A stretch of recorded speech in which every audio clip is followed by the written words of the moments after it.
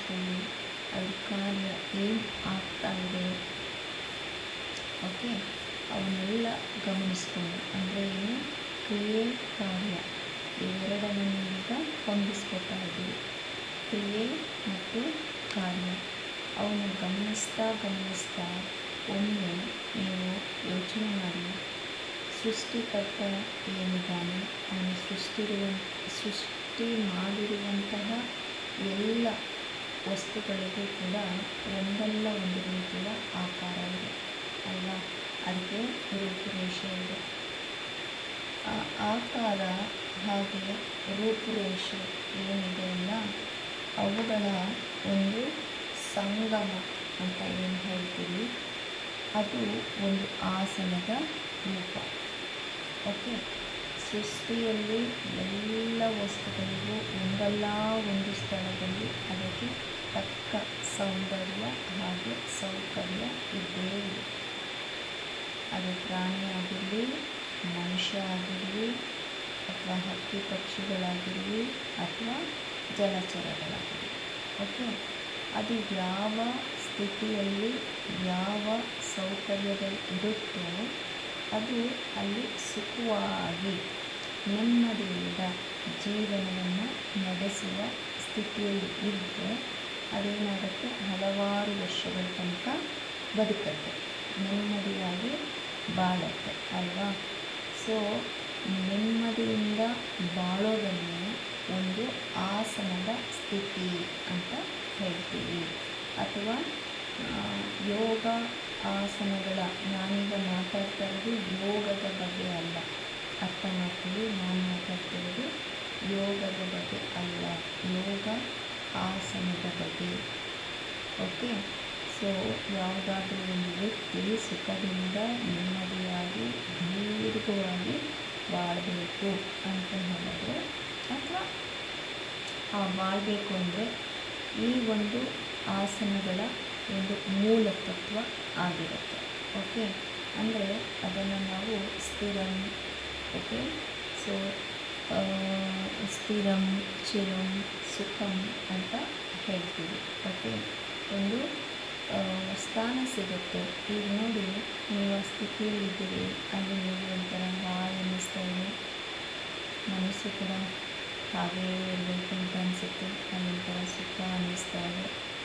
ಹೀಗೆ ಈ ತತ್ವವನ್ನು ನಾವು ಇನ್ನಷ್ಟು ಆಳವಾಗಿ ನಾವು ನೋಡ್ತಾ ಹೋದರೆ, ನೋಡ್ತಾ ಮುಂದಿನ ದಿನಗಳ ಅಭ್ಯಾಸದಲ್ಲಿ ಆಸನಗಳ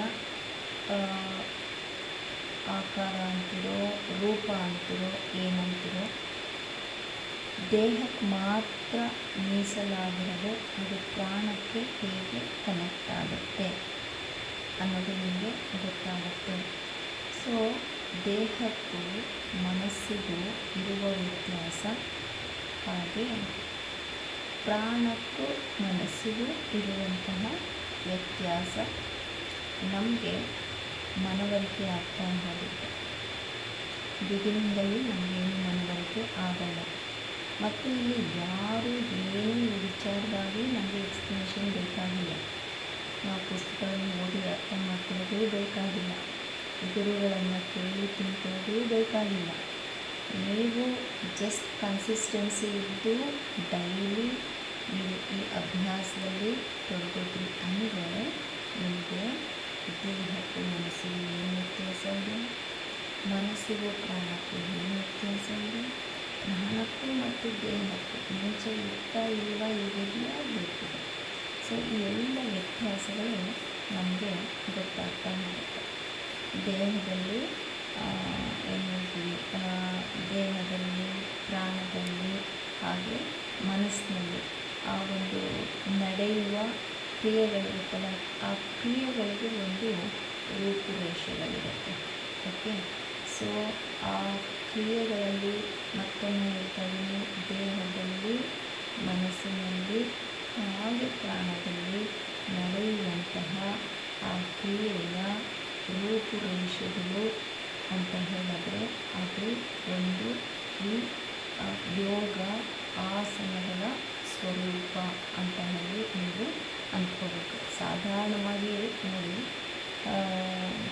ಆ, ಈ ಸೃಷ್ಟಿಯಲ್ಲಿ 84 ಲಕ್ಷ ಆಸನ ಅಂದರೆ ಜೀವಿಗಳಿವೆ ಅಂತ ಹೇಳ್ತೀವಲ್ಲ, ಹಾಗೆ ಪ್ರತಿ ಜೀವಿಗಳ ಆಕಾರ ಹೇಗಿದೆಯೋ ಹಾಗೆ ಒಂದೊಂದು ಜೀವಿಯ ಆಕಾರಕ್ಕೂ ಒಂದೊಂದು ಆಸನಗಳಿವೆ. ಅದಕ್ಕೆ 84 ಲಕ್ಷ ಆಸನಗಳಿವೆ ಅಂತ ಹೇಳಿ ಪತಂಜಲಿ ಅಥವಾ ಮಹಾ ಋಷಿಮುನಿಗಳು, ಯೋಗಿಗಳು ಅಂತೆಲ್ಲ ಏನು ಹೇಳ್ತೀವಿ ಅವರೆಲ್ಲ ಹೇಳ್ತಾ ಬಂದಿದ್ದಾರೆ. ಅದನ್ನೆಲ್ಲ ನಾವು ಮಾಡ್ತಾ ಬರ್ತಾ ಇದ್ದೀವಿ. 84 ಲಕ್ಷ ಆಸನಗಳು ಅಂತ ಹೇಳಿದ್ರೆ ಗೊತ್ತಾಯ್ತಲ್ಲ, ಸೃಷ್ಟಿಯಲ್ಲಿ ಇರುವಂತಹ ವಸ್ತುಗಳನ್ನು ಒಂದು ಅಭ್ಯಾಸ ಮಾಡಿದ ಫಲದಿಂದ ಅವರು ಕಂಡುಹಿಡಿದ್ರು ಏನೋ ಗೊತ್ತಿಲ್ಲ. ಬರೀ ಜೀವರಾಶಿಗಳು ಅಂತಲ್ಲ, ವಸ್ತುಗಳು ಕೂಡ ಆಗ್ಬೋದು ಅಲ್ವಾ. ಪರ್ವತ ಆಗ್ಬೋದು ಅಥವಾ ಮರ ಗಿಡಗಳಾಗ್ಬೋದು. ಸೊ ಹೀಗೆ ನಾನಾ ರೀತಿಯ ದೇವತೆಗಳ ಆಕಾರಗಳಿರ್ಬೋದು, ದೇವತೆಗಳ ಹೆಸರುಗಳಲ್ಲಿ ಇರ್ಬೋದು. ಹಾಗೆ ಇಲ್ಲಿ ಸುಖ ಅಂತ ಹೇಳಿದ್ರೆ ಅದು ದೇಹಕ್ಕೆ ಮಾತ್ರ ಅಲ್ಲ ಅಥವಾ ಮನಸ್ಸಿಗೆ ಮಾತ್ರ ಅಲ್ಲ. ಓಕೆ, ಇವು ಪ್ರಾಣಕ್ಕೂ ಬೇಕು ಮತ್ತು ಪ್ರಾಣಕ್ಕೂ ನಮಗೆ ಸುಖ ಸಿಕ್ಕಿದಾಗ, ಅಂದರೆ ದೇಹಕ್ಕೆ, ಮನಸ್ಸಿಗೆ, ಪ್ರಾಣಕ್ಕೆ ಸುಖ ಸಿಕ್ಕಿದಾಗ ನಮ್ಮ ಆತ್ಮಕ್ಕೆ ಸಂತೋಷ ಆಗುತ್ತೆ.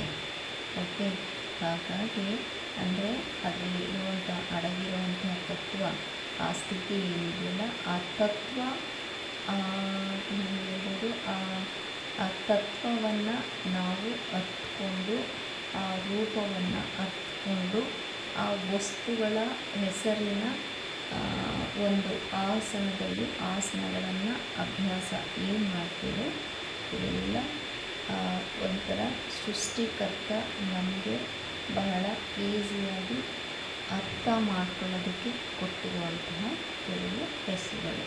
ಬಹಳ ಸುಲಭವಾಗಿ ಈಗ ನಾವು ಪರ್ವತಾಸನ ಅಂದ ತಕ್ಷಣ ನಮಗೆ ಗೊತ್ತಾಗ್ಬಿಡುತ್ತೆ, ಟ್ರೀ ಪೋಶ್ಚರ್ ಅಂದ ತಕ್ಷಣ ನಮಗೆ ಗೊತ್ತಾಗ್ಬಿಡುತ್ತೆ, ಮೌಂಟೇನ್ ಪೋಶ್ಚರ್ ಅಂದ ತಕ್ಷಣ ಗೊತ್ತಾಗ್ಬಿಡುತ್ತೆ ಅಲ್ವಾ. ಭುಜಂಗ, ಕೋಬ್ರಾ ಅಂದ ತಕ್ಷಣ ನಮಗೆ ಗೊತ್ತಾಗ್ಬಿಡುತ್ತೆ, ನಾವಾಸನ ಅಂದರೆ ಗೊತ್ತಾಗ್ಬಿಡುತ್ತೆ. ಪ್ರತಿ ವಸ್ತುವಿನ ಆಕಾರ, ಆ ವಸ್ತುವಿನ ಆಕಾರ ಬಂದಂತಹ ಆಸನಗಳೆಲ್ಲ ಆಯಾಯ ವಸ್ತುವಿನ ಹೆಸರಿನಲ್ಲೇ, ಆಯಾಯ ಪ್ರಾಣಿಗಳ ಹೆಸರಿನಲ್ಲಿಯೇ. ಶ್ವಾನಾಸನ, ಶಶಂಕಾಸನ ಅಲ್ವಾ. ಸೊ ಅಶ್ವ ಸಂಚಲನಾಸನ, ಅಶ್ವ ಕುದುರೆ, ಅದು ಸಂಚಲನ ಮಾಡೋದು ಹೇಗಿರುತ್ತೆ ಸ್ಟ್ರಕ್ಚರು, ಅದಕ್ಕೊಂದು ಆಸನ ಕೊಟ್ಟು ಅದಕ್ಕೊಂದು ಆಸನದ ಹೆಸರನ್ನು ಇಟ್ಟರು. ಈ ರೀತಿಯಾಗಿ ನಾವು ಯೋಗ ಆಸನಗಳನ್ನು ಅರ್ಥ ಮಾಡ್ಕೊಂಡು ಪ್ರಾಕ್ಟೀಸ್ ಮಾಡ್ತಾ ಹೋಗಬೇಕು. ಪ್ರಥಮ ಹಂತದಲ್ಲಿ ಇಷ್ಟು ಆಸನಗಳ ಬಗ್ಗೆ ನಿಮಗೆ ಅರ್ಥ ಆಗಿದೆ. ಸೊ ಇದೇ ನಿಮ್ಮ ಧ್ಯಾನ ಅನುಕೂಲ ಹಾಗೆ ಜ್ಞಾನ ಯೋಗ ಅನುಕೂಲ. ಸೊ ಪವನ ಮುಕ್ತಾಸನ ಸೀರೀಸ್ 2 ನಾವು ಶುರು ಮಾಡಿದ್ದೀವಿ. ಸೊ ಸ್ವಲ್ಪ ಬೇಸಿಕ್ ಲೆವೆಲ್ ನೀವು ಮಾಡಿದ್ದೀರಿ, ಚೆನ್ನಾಗಿ ಮಾಡಿದ್ದೀರಿ. ಹಾಗೆ ಇಷ್ಟೊತ್ತಿಗೆ ನೀವು ಜ್ಞಾನ ಯೋಗವನ್ನು ಪಡೆದುಕೊಂಡಿದ್ದೀರಿ. ಈಗ ಸ್ವ ಅಧ್ಯಾಯದ ಕಡೆ ಗಮನ ಹರಿಸಿ, ಇಲ್ಲಿಂದ ನನ್ನ ಯಾವುದೇ ಸೂಚನೆಗಳಿರಲ್ಲ, ನಿಮ್ಮ ದೇಹ ಏನು ಹೇಳುತ್ತೆ ಮನಸ್ಸು ಕೇಳಿಸ್ಕೊಳ್ತಾ ಇರಲಿ, ಅಥವಾ ಕೇಳಿಸ್ಕೊಂಡು ದೇಹ ಹೇಳಿ ಸುಸ್ತಾಗಿ ವಿಶ್ರಾಂತಿಗೆ ಹೋಗಲಿ, ಮನಸ್ಸು ಕೇಳಿ ಸುಸ್ತಾಗಿ ವಿಶ್ರಾಂತಿಗೆ ಹೋಗಲಿ. ಎಲ್ಲರಿಗೂ ಒಳ್ಳೆಯದಾಗಲಿ. ಶುಭ ಸಂಜೆ. ಧನ್ಯವಾದ.